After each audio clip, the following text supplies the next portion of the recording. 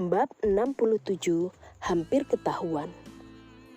Miftah sangat merindukan Safira.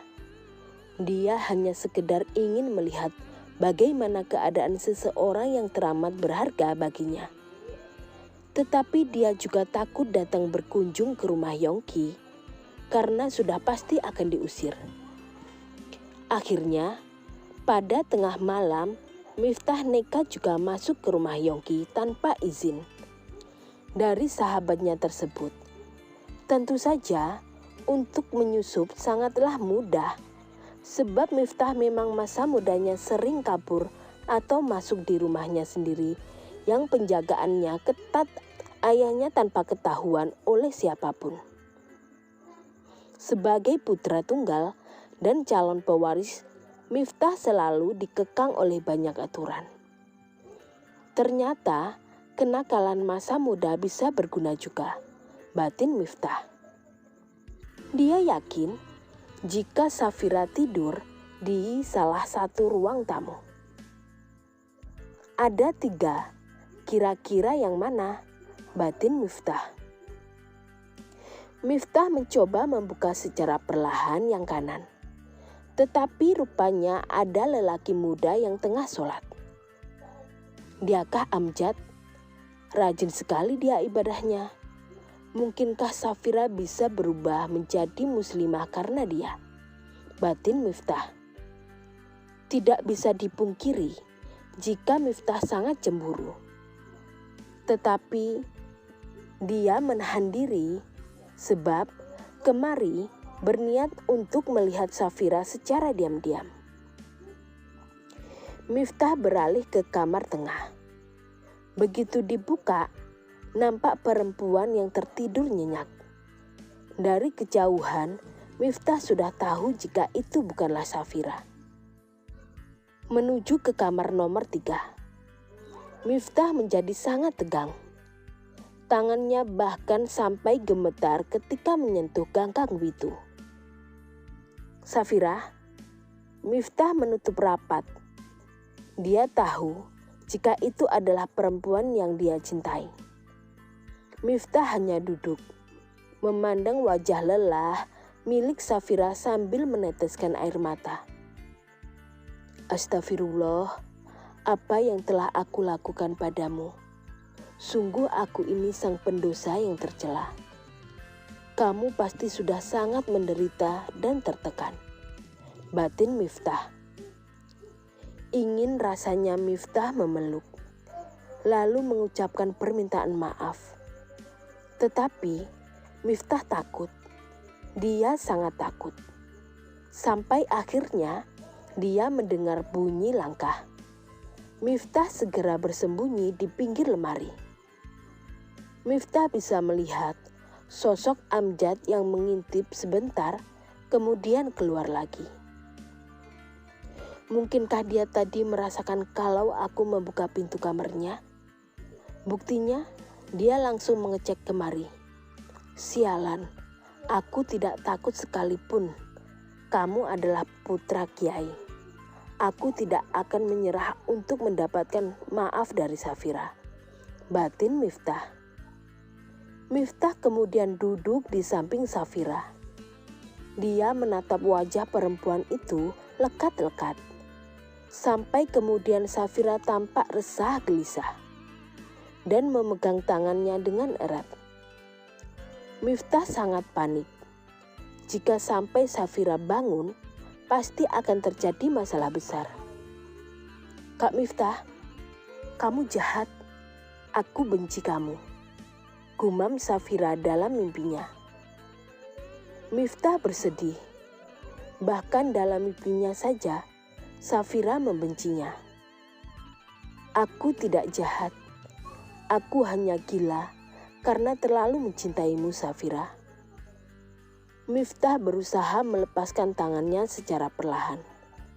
Tetapi ketika ingin keluar, dia malah melihat Indria yang menuruni tangga.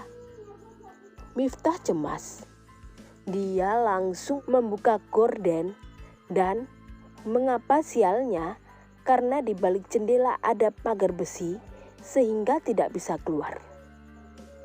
Ah, "Sial Yongki, kenapa model rumahnya kamu buat begini?" batin Miftah. Miftah terperangkap di kamar Safira.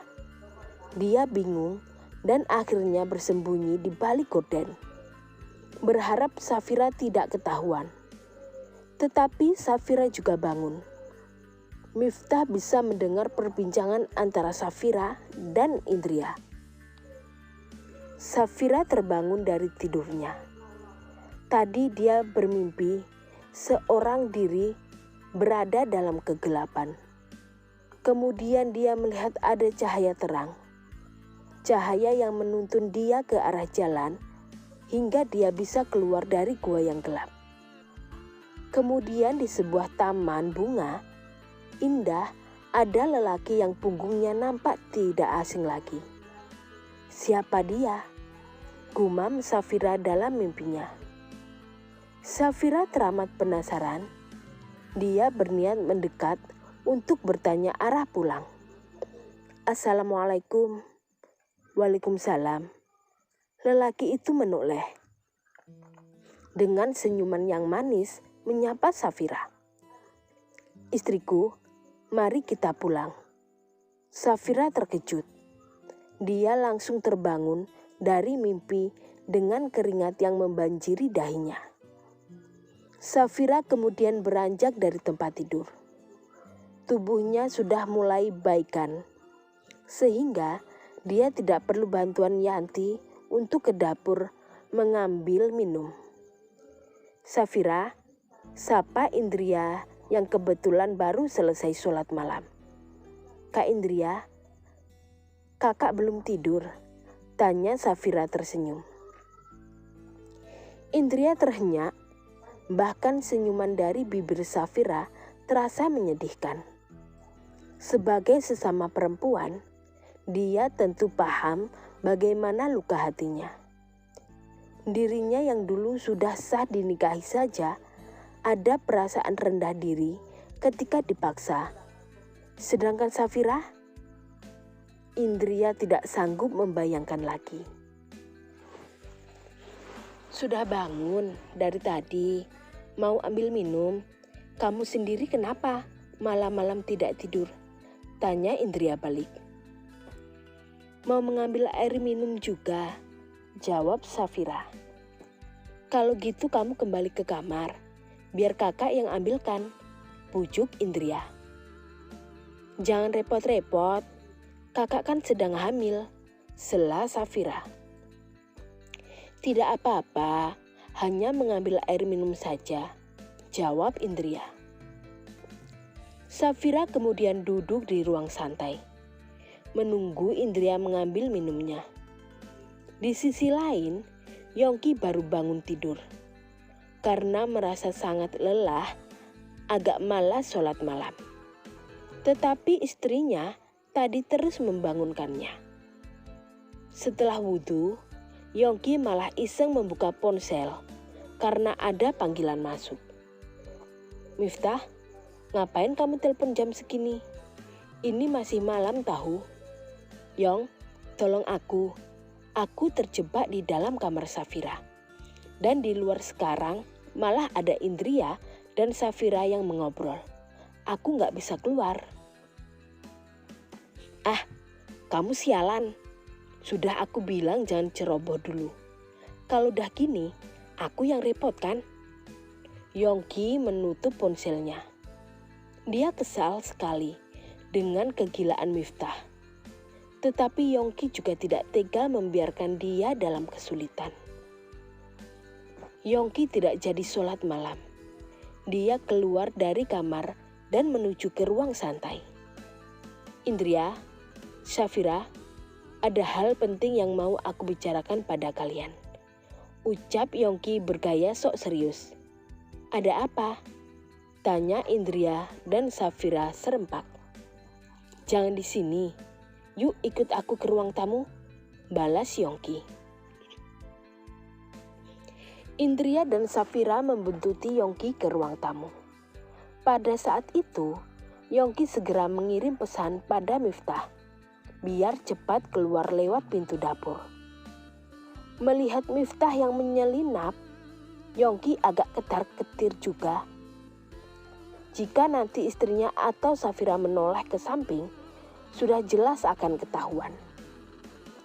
"Mas, tadi mau bicara apa?" tanya Indria. Aku lupa. Sebentar aku ingat-ingat dulu," jawab Yongki nyengir. "Kok gitu sih? Aku dan Safira sudah menunggu sejak tadi." Mas Yongki malah bengong. Tegur Indria. "Bagaimana kalau kita tidur dulu yuk? Siapa tahu nanti pagi aku ingat lagi." "Safira, kamu juga kembali ke kamarmu ya." "Selamat beristirahat," balas Yongki. "Iya," jawab Safira patuh. Sedangkan Indria masih kesal karena suaminya seperti mempermainkannya. "Kok cemberut gitu?" tanya Yongki. "Katakan sebenarnya ada apa? Aku curiga padamu loh." "Mas, jangan kamu kira aku tidak mengenalmu," sela Indria. Yongki lagi-lagi nyengir. Sebab istrinya sudah pasti akan curiga. "Mas, kalau kamu bohong padaku, aku marah loh," sergah Indria memalingkan wajah kesalnya. "Baiklah, yuk kembali ke kamar, baru aku ceritakan," bujuk Yongki.